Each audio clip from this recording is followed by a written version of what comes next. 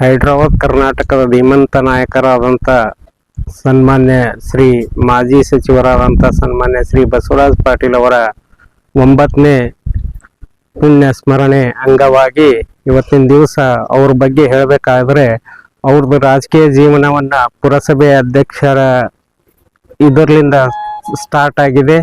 ಅದಾದ ನಂತರ 3 ಬಾರಿ ಪುರಸಭೆ ಅಧ್ಯಕ್ಷರಾಗಿ ಸೇವೆ ಸಲ್ಲಿಸಿದ್ದಾರೆ.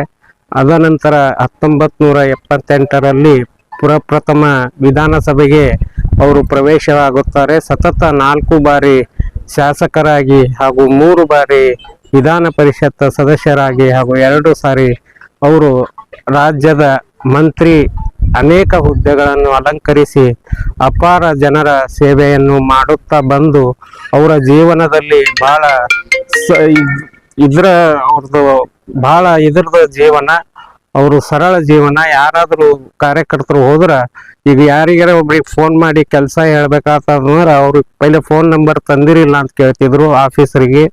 ಇಮಿಡಿಯೇಟ್ ಅವ್ರು ಫೋನ್ ಮಾಡಿ ವಾಪಸ್ ಮಾಡ್ಬೇಕಂತ ಹೇಳಿ ಒಳ್ಳೆ ಸಂಬಂಧ ಇಟ್ಕೊಂಡು ಬಹಳ ಒಳ್ಳೆ ರೀತಿಯಿಂದ ರಾಜ್ಯ ನಾಯಕರಾಗಿ ಅವರು ಬೆಳೆದು ಇವತ್ತು ನಾವೆಲ್ಲ ಅವರು ನೆರಳಲ್ಲಿ ಬೆಳೆದು ಎಷ್ಟೋ ಜನ ಎಲ್ಲೆಲ್ಲಿಗೋ ಮುಟ್ಟಿ ಒಂದು ಒಳ್ಳೆ ಇದು ಮಾಡಿದಾರ ಅಂತ ಹೇಳಿ ನಾನು ಹೇಳ್ತೀನಿ. ಹೇಗೆ ಅವ್ರ ಸ್ವಭಾವ ಹೇಗಿತ್ತು? ಸ್ವಭಾವ ಮೃದು ಸ್ವಭಾವ ಅವ್ರದ್ದು. ಯಾರಿಗೆ ಏನೇ ಇರ್ಲಿ, ಸಣ್ಣವ್ರು ಬರ್ಲಿ ದೊಡ್ಡವ್ರು ಬರ್ಲಿ, ಎಲ್ಲರ ಜೊತೆ ಒಳ್ಳೆ ಸಂಬಂಧ ಇಟ್ಟು ಒಳ್ಳೆ ಮಾತಾಡಿ ಕಳಿಸಿ ಕೆಲಸ ಮಾಡಿಕೊಡುವುದು ಅವ್ರದ್ದು ಕೆಲಸ. ಮತ್ತು ಅವರು ಏನೂ ರಾಜಕೀಯ ಅಜಾತ ಶತ್ರು ಅಂದ್ರೂ ಇದು ಇಲ್ಲ. ಅವ್ರು ಯಾವುದೇ ಪಕ್ಷದವ್ರು ಬಂದು ಅವ್ರಿಗೆ ಕೂಡಿಸಿ ಅವ್ರ ಕೆಲಸ ಮಾಡಿ ಕಳ್ಸಕ್ಕಂಥದ್ದು ಅವ್ರದ್ದು ವಿಶೇಷವಿತ್ತು. ಒಂದ್ ಕಡೆ ಕರ್ನಾಟಕದಲ್ಲಿ ಎಲ್ಲೇ ಒಂದು ಕಾರ್ಯಕ್ರಮಕ್ಕೆ ಹೋದಲ್ಲಿ ಈಗ ಮಾತಾಡ್ತಾರೆ ಬೀದರ್ ಅಂದ ತಕ್ಷಣ ಬಸವರಾಜ್ ಪಾಟೀಲ್ ಹೌದು, ಆ ಟೈಪ್ ಅವರು ಇದ್ರು. ಅವರು ಎಲ್ಲೇ ಕರ್ನಾಟಕದಲ್ಲಿ ಬೀದರ್ ಅಂದ್ರೆ ಬಸವರಾಜ್ ಪಾಟೀಲ್ ಹುಮ್ನಾಬಾದ್ ಅಂತೇಳಿ ಒಂದು ಧೀಮಂತ ನಾಯಕರಾಗಿ ಹೊರ ಹೊಮ್ಮಿದಾರ. ಅವ್ರದ್ದು ಎಷ್ಟೇ ವರ್ಣನೆ ಮಾಡಿದ್ರು ಕಡಿಮೆ ಇದೆ.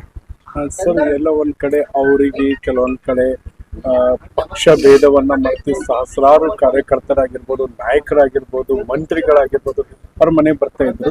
ಹೇಗೆ ಅಂತ ಹೇಳಿ ಅವ್ರದ್ದು ಸ್ವಭಾವ ಮೇಲೆ ಅವರು ಅಪೋಸಿಷನ್ ಲೀಡರ್ ಆದ್ರೂ ಅವ್ರ ಜೊತೆ ಒಡನಾಟ ಒಳ್ಳೇದಿತ್ತು. ಆ ರಾಜಕೀಯ ವ್ಯಕ್ತಿಯಲ್ಲಂತೂ ಅವ್ರು ಯಾರಿಗೂ ಶತ್ರುಗಳೇ ಇದ್ದಿಲ್ಲ. ಕಾರ್ಯಕರ್ತರಿಗಾಗ್ಲಿ, ರಾಜ್ಯದ ನಾಯಕರಿಗಾಗ್ಲಿ, ಕೇಂದ್ರ ನಾಯಕರಿಗಾಗ್ಲಿ ಒಳ್ಳೆ ಒಡನಾಟ ಇತ್ತು.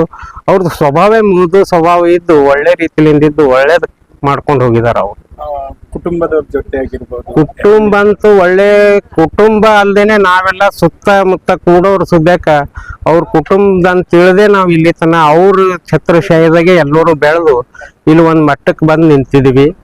ಈಗ ಏನೇ ಅವ್ರದ್ದು ಬಗ್ಗೆದಾಗ ಹೇಳ್ಬೇಕಾದ್ರೆ ಬಹಳಷ್ಟಿದೆ. ಎಲ್ಲರೂ ಈಗ ನಾವು ಕುಟುಂಬದವ್ರು ಅಲ್ದೇನೆ ನಾವು ನಮ್ಮಂತವ್ರ ಜೊತೆಲಿ ಕುಂತವ್ರ ಸುದ್ಯಾಕ ಒಂದು ಬಹಳ ದೊಡ್ಡ ಮಟ್ಟಕ್ಕೆ ಅವ್ರ ಆಶೀರ್ವಾದದಿಂದ ಬೆಳೆದು ಹೊರಹೊಮ್ಮಿದೀವಿ. ಎಲ್ಲಿ ಒಂದ್ ಕಡೆ ಅವ್ರ ಸುಪುತ್ರರಾಗಿರ್ಬೋದು, ಯಾರನ್ನ ಜಾಸ್ತಿ ಕೇರ್ ಮಾಡ್ತಾ ಇದ್ರು, ಯಾರನ್ನ ಜಾಸ್ತಿ ಕರಿತಾ ಇದ್ರು? ಅವ್ರದ್ದು ಅದಂತೂ ಏನೂನೇ ಇಲ್ಲ. ಎಲ್ಲರಿಗೂ ಸುಪುತ್ರ ಜೊತೆ ಅವ್ರ ಜೊತೆ ಯಾರಿದ್ರು ಅವ್ರಿಗೂ ಅವ್ರ ಸುಪುತ್ರ ಅಂತ ತಿಳಿದು ಒಂದು ಒಳ್ಳೆ ರೀತಿಯಿಂದ ಅವ್ರ ಸ್ವಭಾವ ಎಷ್ಟು ವರ್ಣನೆ ಮಾಡಿದ್ರು ಕಡಿಮೆ ಇದೆ. ಅವ್ರು ನಿಜಕ್ಕೂ ಕೂಡ ಅವ್ರ ಸಮಾಧಿ ಹತ್ರ ನೋಡ್ತಾ ಇದ್ದೀವಿ. ಎಲ್ಲ ಒಂದು ಅಧಿಕಾರಿ ಆಗಿರ್ಬೋದು, ಎಲ್ಲ ವರ್ಗದವ್ರು ಕೂಡ ಎಲ್ಲರೂ ಕೂಡ ಬರ್ತಾ ಇದ್ದಾರೆ. ಅಧಿಕಾರಿ ವರ್ಗದವ್ರಂತೂ ಅವ್ರು ಇಲ್ಲಿ ನೌಕರಿ ಮಾಡಿದವರು ಒಬ್ಬೊಬ್ರು ರಿಟೈರ್ ಆಗಿ ಇಲ್ಲೇ ಹೋಗಿದಾರ ಅವ್ರು ಇದ್ರ ಸಲುವಾಗಿ. ಹಾಗಾಗಿ ಅವ್ರದ್ದು ಎಷ್ಟು ಇದು ಮಾಡಿದ್ರು, ಹಾಗಾಗಿ ಅವ್ರು ಮಾಡಿದ ಕಾರ್ಯಕ್ಕೆ ಇಷ್ಟೆಲ್ಲ ಜನ ಬರ್ತಾ ಇದೆ. ಅದರ್ಲಿಂದ ಇದು ರಿಸಲ್ಟ್ ಗೊತ್ತಾಗ್ತಾ ಇದೆ ಅಷ್ಟೇ. ಯುವ ಕ್ರಾಂತಿ ಸಂಘಟನೆ 13ನೇ ಸಂಸ್ಥಾಪನಾ ದಿನ ಇದೇ ಆಗಸ್ಟ್ 16ನೇ ಶನಿವಾರದಂದು ಬಸವ ಕಲ್ಯಾಣದ ಮಾತೆ ಮಹಾದೇವಿ ಫಂಕ್ಷನ್ ಹಾಲ್ನಲ್ಲಿ ನಡೆಯಲಿದ್ದು ಸಹಸ್ರಾರು ಸಂಖ್ಯೆಯಲ್ಲಿ ಭಾಗವಹಿಸಲು ಸಂಸ್ಥಾಪಕ ರಾಜ್ಯಾಧ್ಯಕ್ಷ ಗುಂಡೂರೆಡ್ಡಿ ವಿನಂತಿಸಿದ್ದಾರೆ. ರಾಜ್ಯದ ಯಾವುದೇ ತಾಲೂಕು ಜಿಲ್ಲೆಯಿಂದ ಸಂಘಟನೆ ಸೇರಾ ಬಯಸುವವರು ಇಲ್ಲಿ ಸಂಪರ್ಕಿಸಿ 9972767143. ಪಿಯುಸಿ ಮುಗಿಸಿ ನರ್ಸಿಂಗ್ ಮಾಡಲು ಹಾಗೂ ಫಿಸಿಯೋಥೆರಪಿ ಮಾಡಲು ಇಚ್ಛಿಸುವವರಿಗೆ ಉತ್ತಮ ಅವಕಾಶ. ಹುಮ್ನಾಬಾದ್ನ HKDETಯ Umadevi Patil college of nursing ನಲ್ಲಿ BSc ನರ್ಸಿಂಗ್ ಹಾಗೂ ಡಿಪ್ಲೊಮಾ ನರ್ಸಿಂಗ್ ಕೋರ್ಸ್ ಲಭ್ಯ ಹಾಗೂ ಭೀಮರಾವ್ ಪಾಟೀಲ್ ಕಾಲೇಜ್ ಆಫ್ ಫಿಸಿಯೋಥೆರಪಿನಲ್ಲಿ BPT ಮತ್ತು MPT ಸ್ನಾತಕೋತ್ತರ ಪದವಿ ಲಭ್ಯವಿದೆ. ಇಲ್ಲಿ ಪ್ರವೇಶ ಪ್ರಾರಂಭವಾಗಿದ್ದು ಉತ್ತಮವಾದ ಕ್ಲಾಸ್ ರೂಮ್, ಅನುಭವವುಳ್ಳ ಅಧ್ಯಾಪಕರಿಂದ ಬೋಧನೆ, ಪ್ರತ್ಯೇಕ ಲ್ಯಾಬ್ಗಳ ವ್ಯವಸ್ಥೆ, ಹೈಟೆಕ್ ಆಸ್ಪತ್ರೆಯೂ ಲಭ್ಯವಿದೆ ಹಾಗೂ ವಿದ್ಯಾರ್ಥಿಗಳಿಗೆ ಪ್ರತ್ಯೇಕ ಹಾಸ್ಟೆಲ್ ವ್ಯವಸ್ಥೆಯೂ ಲಭ್ಯವಿದೆ. ಹಾಗಿದ್ರೆ ತಡೆಯಾಕೆ, ಹಿಂದೆ ಭೇಟಿ ನೀಡಿ.